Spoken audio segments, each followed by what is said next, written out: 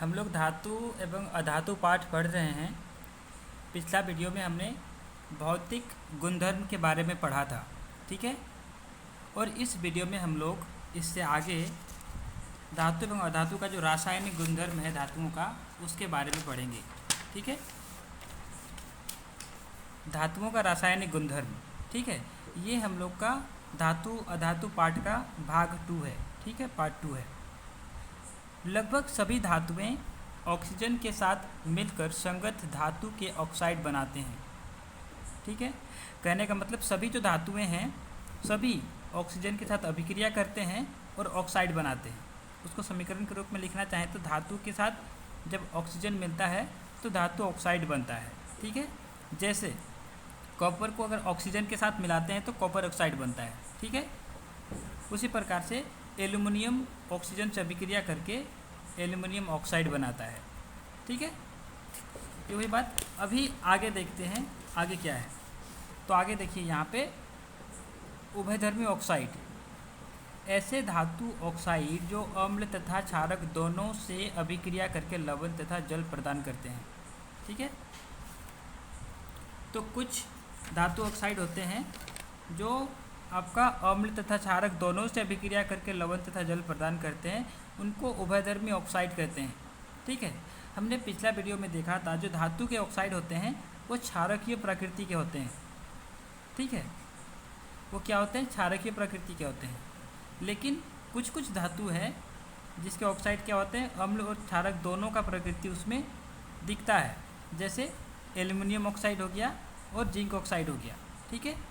तो ये सब एल्युमिनियम ऑक्साइड और जिंक ऑक्साइड ये सब क्या होता है आपका, जैसे एल्युमिनियम ऑक्साइड के साथ आपका अम्ल मिलाए तभी वो क्या किया उसके साथ अभिक्रिया किया, ठीक है। और यहाँ पे देखिए ये अम्ल मिलाए एक बार क्षारक मिलाए, ठीक है। तो दोनों से अभिक्रिया कर रहा है। तो ऐसे ऑक्साइड को क्या बोलते हैं? ये एल्युमिनियम ऑक्साइड जो है ये क्या हो गया आपका उभयधर्मी ऑक्साइड हो गया, ठीक है। उसी प्रकार से जिंक ऑक्साइड भी जो रहता है वो उभयधर्मी ऑक्साइड रहता है, जो आपका अम्ल और क्षारक दोनों से अभिक्रिया करता है, ठीक है। अभी यहाँ पे आगे देखते हैं। अधिकांश धातु ऑक्साइड जल में घुलनशील हैं, ठीक है। जल में घुलनशील कहने का मतलब जो धातु ऑक्साइड रहेगा उसको अगर पानी में आप डालेंगे तो पानी में मिल जाएगा, घुल जाएगा उसमें, ठीक है। लेकिन इनमें से कुछ जल में घुलकर क्षार प्रदान करते हैं, ठीक है। अधिकांश धातु ऑक्साइड जल में अघुलनशील है, मतलब अधिकतर धातु के ऑक्साइड जो रहेंगे वो पानी में नहीं घुलेंगे, पानी में अघुलनशील है, ठीक है। लेकिन इनमें से कुछ जल में घुलकर क्षार प्रदान करते हैं, लेकिन कुछ धातु ऑक्साइड जो है वो पानी में मिलकर क्षार बनाते हैं, ठीक है। जैसे आपका सोडियम ऑक्साइड है, Na2O है सोडियम ऑक्साइड, उस पर जब आप पानी मिलाएंगे तो NaOH बनेगा, ये एक क्षारक है, ठीक है। आपका पोटेशियम ऑक्साइड है K2O, उसमें जब आप पानी मिलाएंगे तो ये KOH पोटेशियम हाइड्रोक्साइड बनाएगा। ये सोडियम हाइड्रोक्साइड बनाया, ये पोटेशियम हाइड्रोक्साइड बनाया, ठीक है। तो कुछ सोडियम और ये पोटेशियम के कुछ जो धातु ऑक्साइड हैं वो क्या करते हैं, पानी के साथ मिलके क्षारक बनाते हैं, ठीक है। आगे देखते हैं। तो यहाँ पे कुछ नोट्स में कुछ है, ये देखते हैं पहले, ठीक है। तो ऑक्सीजन के साथ सभी धातुएं एक ही दर से अभिक्रिया नहीं करती है, ठीक है। तो जो धातुएं हैं हमने पढ़ा था कि अधिकांश धातुएं क्या करते हैं या सभी धातुएं क्या करते हैं, ऑक्सीजन से अभिक्रिया करते हैं, लेकिन जो उनका अभिक्रिया का दर है वो अलग अलग धातु के लिए अलग अलग रहता है, ठीक है। सभी एक ही दर से अभिक्रिया नहीं करते हैं, ठीक है। पोटेशियम तथा सोडियम जैसी कुछ धातुएं इतनी तेज़ी से अभिक्रिया करती हैं कि खुले में रखने पर आग पकड़ लेती है, ठीक है। इसलिए इन्हें सुरक्षित रखने तथा आकस्मिक आग को रोकने के लिए केरोसिन तेल में डुबाकर रखा जाता है। आपको क्वेश्चन पूछेगा कि पोटेशियम तथा सोडियम को केरोसिन तेल में डुबाकर क्यों रखा जाता है। तो क्या होता है कि ये अगर आपका ऑक्सीजन हवा के संपर्क में रहेंगे तो हवा में ऑक्सीजन है तो क्या करेगा, ऑक्सीजन से अभिक्रिया करके वो आग पकड़ लेते हैं। तो उस आग से बचाने के लिए और पोटेशियम और सोडियम को सुरक्षित रखने के लिए हम लोग क्या करते हैं, केरोसिन तेल में डुबा कर रखते हैं, ठीक है। ये आपको समझ में आ गया। आगे देखते हैं। तो आगे क्या है, आगे देखिए आगे क्या है। सामान्य ताप पर मैग्नीशियम, एल्युमिनियम, जिंक, लेड आदि जैसे धातुओं की सतह पर ऑक्साइड की पतली परत चढ़ जाती है, जो धातुओं को पुनः ऑक्सीकरण से सुरक्षित रखती है।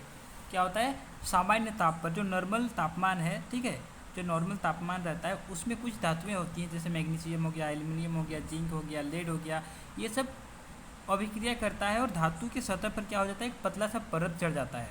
ठीक है, अब मान लेते हैं ये एक धातु था, ठीक है, अभी सामान्य ताप पर क्या हो गया, इसके ऊपर एक पतला सा परत चढ़ गया, पतला सा परत चढ़ गया, तो अब ये धातु नहीं रहा, ऊपर वाला पोर्शन क्या हो गया, धातु ऑक्साइड हो गया। अब ये क्या करेगा, बाहर से जो ऑक्सीजन है, बाहर में तो हवा रहेगा, अब ये जो ऑक्सीजन है ये अब धातु से नहीं मिल पाएगा, क्योंकि धातु के और ऑक्सीजन के बीच में धातु का ऑक्साइड एक लेयर बन जाता है, तो वो क्या करता है, इससे पुनः ऑक्सीकरण से सुरक्षित रखती है। तो एक बार तो आपका यहाँ पे ऑक्साइड बन गया ऊपर में, लेकिन उसके बाद आगे और ऑक्साइड नहीं बनता, क्योंकि ये जो उसका ऑक्साइड है वो ऑक्सीजन को धातु से पहुँचने से दूर रखता है। ठीक है, आगे देखते हैं। सिल्वर तथा गोल्ड अत्यधिक ताप पर भी ऑक्सीजन के साथ अभिक्रिया नहीं करते हैं। तो सिल्वर और गोल्ड ये दो ऐसे धातु हैं जो कितनों भी ताप पर रहे तब भी वो ये ऑक्सीजन के साथ अभिक्रिया नहीं करते हैं। ठीक है, अभी देखते हैं अगला। पोटेशियम सबसे अधिक अभिक्रियाशील धातु है। ठीक है, अभी हम लोग अभिक्रियाशीलता आगे हम लोग पढ़ेंगे क्या है, लेकिन अभी आपको याद रखना कि पोटेशियम जो है ये सबसे अधिक अभिक्रियाशील धातु है, सबसे अधिक अभिक्रियाशील धातु है। ठीक है, अगला पॉइंट है हम लोग का, अगला पॉइंट है धातुएं जब जल के साथ अभिक्रिया करती हैं तो क्या होता है। ठीक है, तो जैसे हमने देखा कि जब धातु ऑक्सीजन के साथ अभिक्रिया करता है तो क्या होता है। ठीक है, लेकिन अब हम देखेंगे कि धातुएं जब जल से यानी कि पानी से अभिक्रिया करती हैं तो क्या होता है। ठीक है, जल के साथ अभिक्रिया करके धातुएं हाइड्रोजन गैस तथा धातु ऑक्साइड उत्पन्न करती हैं। ठीक है, जैसे हमने ऑक्सीजन देखा तो ऑक्सीजन के साथ अभिक्रिया करके भी वो धातु ऑक्साइड बनाते हैं, उसी प्रकार से जल के साथ अभिक्रिया करके भी क्या करते हैं, ये धातुएं हाइड्रोजन गैस बनाती हैं तथा धातु ऑक्साइड, इसमें हाइड्रोजन गैस भी बनाती है और ऑक्साइड भी बनाती है। ठीक है, क्योंकि जल में क्या रहता है, H2O, इसमें हाइड्रोजन भी रहता है, ऑक्सीजन भी रहता है, तो ऑक्सीजन से अभिक्रिया करके वो क्या करते हैं, ऑक्साइड बना लेते हैं और ये हाइड्रोजन अलग हो जाता है, तो इसमें हाइड्रोजन गैस भी बनता है। ठीक है, जो धातु ऑक्साइड जल में घुलनशील हैं, जल में घुलकर धातु हाइड्रोक्साइड प्रदान करते हैं। जैसे कुछ धातु ऑक्साइड हमने देखा था कि क्या करते हैं, वो पानी में घुल जाते हैं, घुलनशील रहते हैं। ठीक है, वो क्या करते हैं, जल में घुल करके वो धातु हाइड्रोक्साइड प्रदान करते हैं, जैसे हमने पिछला थोड़ा देर पहले हमने उसको देखा था। ठीक है, अगला पॉइंट नोट में देखिए, यहाँ पे क्या है, सभी धातुएं जल के साथ अभिक्रिया नहीं करती हैं।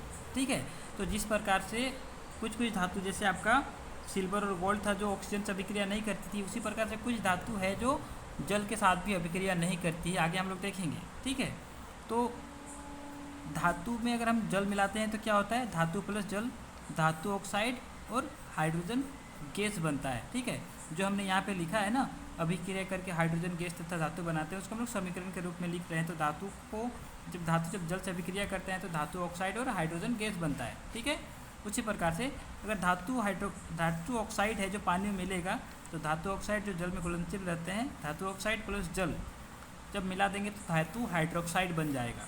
ठीक है, अगला पॉइंट देखते हैं। पोटेशियम एवं सोडियम जैसी धातुएं ठंडे जल के साथ तेजी से अभिक्रिया करती हैं। ठीक है, पोटेशियम और सोडियम इतना अभिक्रियाशील रहता है कि ठंडे जल में भी, जो ठंडा पानी है उसके साथ भी तेजी से अभिक्रिया करती है। यह अभिक्रिया तेज तथा ऊष्माक्षेपी होता है। यह अभिक्रिया तेज तो होता है, साथ में ऊष्माक्षेपी होता है, कहने का मतलब उसमें से ऊष्मा उत्पन्न होता है, ऊष्मा उत्सर्जित होता है। इससे उत्सर्जित हाइड्रोजन तत्काल प्रज्वलित हो जाता है।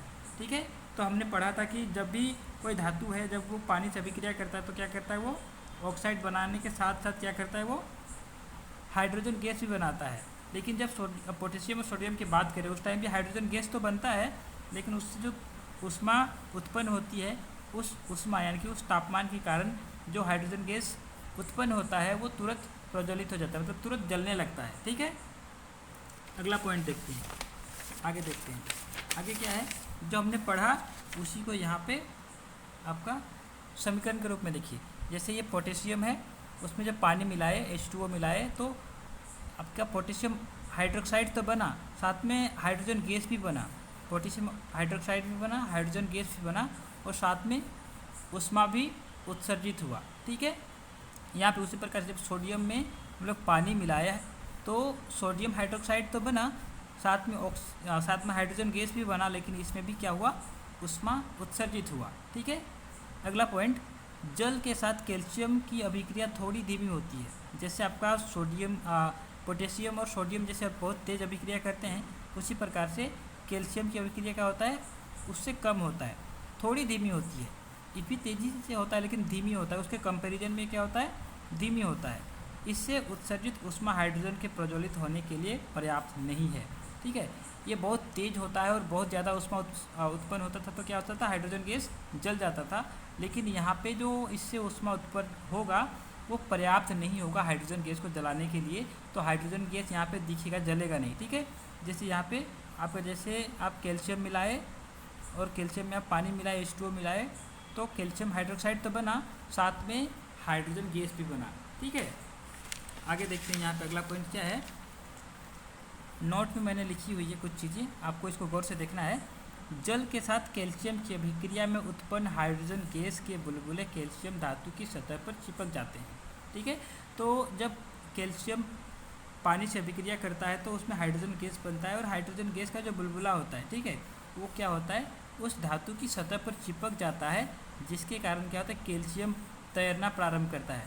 मतलब अगर आप कैल्शियम को पानी में डाल देंगे तो क्या होगा, वो तैरने लगेगा। ठीक है, कैल्शियम धातु है लेकिन वो तैरने लगेगा। क्यों? क्योंकि उससे जब पानी से अभिक्रिया करता है, जल से अभिक्रिया करता है तो हाइड्रोजन गैस बनते हैं और वो हाइड्रोजन गैस क्या होता है, उसका सतह पर चिपक जाता है। ठीक है, अगला पॉइंट है, मैग्नीशियम शीतल जल के साथ अभिक्रिया नहीं करता है। मैग्नीशियम क्या है, शीतल जल यानी कि ठंडा पानी के साथ, यानी कि नॉर्मल टेम्परेचर में अगर पानी रहे तो उसके साथ अभिक्रिया नहीं करता है, परंतु गर्म जल के साथ अभिक्रिया करके मैग्नीशियम हाइड्रोक्साइड एवं हाइड्रोजन गैस उत्पन्न करता है। लेकिन आप ठंडा पानी में, ठंडे जल यानी कि शीतल जल में वो अभिक्रिया नहीं करता है, लेकिन अगर आप उसको गर्म पानी देंगे, मतलब आप मैग्नीशियम को आप जल मिलाएंगे और जल गर्म रहेगा, ठीक है, उसमें अगर ताप देंगे तो क्या होगा, वो मैग्नीशियम हाइड्रोक्साइड बनाएगा और हाइड्रोजन गैस भी बनाएगा। ठीक है, तो अगर उसको तापमान मिला तो वो अभिक्रिया करता है, खाली शीतल जल के साथ अभिक्रिया नहीं करता है। मैग्नीशियम यानी कि कैल्शियम और सोडियम के कंपेयर में क्या होता है, ये मैग्नीशियम कम अभिक्रियाशील होता है। ठीक है, आगे देखते हैं। चूँकि हाइड्रोजन गैस के बुलबुले मैग्नीशियम धातु की सतह पर चिपक जाती हैं, तब मैग्नीशियम भी तैरना प्रारंभ करता है। अभी क्या होता है, मैग्नीशियम भी जब अभिक्रिया करता है तो इसमें भी आपका हाइड्रोजन गैस निकलता है और ये हाइड्रोजन गैस क्या करते हैं, मैग्नीशियम के सतह पर चिपक जाते हैं, जिससे ये भी क्या करता है, आपका कैल्शियम की तरह ये भी पानी में तैरने लगता है। ठीक है, यहाँ पे आगे देखिए कुछ पॉइंट्स, महत्वपूर्ण पॉइंट्स हैं। एल्युमिनियम, आयरन तथा जिंक जैसी धातुएं ना तो शीतल जल के साथ और ना ही गर्म जल के साथ अभिक्रिया करती हैं। मतलब एल्युमिनियम हो गया, आयरन हो गया, जिंक हो गया, ऐसे और भी धातुएं हैं जो क्या होता है, ये पानी के साथ अभिक्रिया नहीं करती हैं, चाहे वो गर्म रहे चाहे ठंडा रहे, लेकिन भाप के साथ, याद रखना है, भाप के साथ अभिक्रिया करके धातु ऑक्साइड तथा हाइड्रोजन गैस प्रदान करती हैं। ठीक है, वो पानी के साथ अभिक्रिया नहीं करेंगे, ठीक है, या तो वो गर्म रहे ठंडा रहे, लेकिन अगर आप भाप रहे, वहाँ भाप रहता है तो भाप के साथ अभिक्रिया करके क्या करती हैं, वो धातु ऑक्साइड बनाती हैं और हाइड्रोजन गैस बनाती हैं। जैसे आपके एल्युमिनियम हो गया, H2O आप मिलाएंगे पानी, ठीक है, ये गैस फॉर्म में रहेगा, भाप में रहेगा, ठीक है, तो ये Al2O3, ठीक है, और हाइड्रोजन गैस भी बनेगा। ठीक है, उसी प्रकार से आयरन है, यहाँ पे आप H2O मिलाएंगे, ये गैस के फॉर्म में रहेगा। ठीक है, क्योंकि भाप है तो भाप गैस के फॉर्म में रहता है, तो Fe3O4 बनेगा और फिर हाइड्रोजन गैस भी बनेगा। ठीक है, उसी प्रकार से लास्ट पॉइंट है इस वीडियो का, लेड, कॉपर, सिल्वर तथा गोल्ड जैसी धातुएं जल के साथ बिल्कुल अभिक्रिया नहीं करती हैं।